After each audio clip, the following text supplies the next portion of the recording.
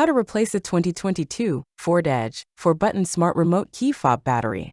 Now here's Sergeant Locksmith to show you how. Okay, so you're having issues where your battery might be the issue. You got to walk closer to the vehicle, lock, unlock, start. This issue starting the car. Let's do the quickest repair first.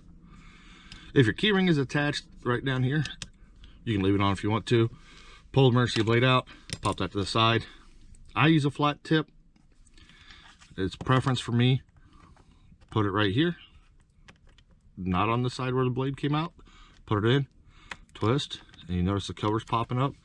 Then I can just run this down the side and it pops it up. Now it's popped up. Here's your battery. This battery wants to come out. Just dump it up. 2450. Put your new battery in. And when you push it down, it wants to pop up just a little. That's fine. This back cover will hold it down. If the battery doesn't come out on yours, that's where you want to come in on the side right here and lift up. Now, when you go to put the cover back on, there's a little tab right here. There, you should be able to see it. That needs to go in first on here. So when you take cover, slide it in, push down, snap it together.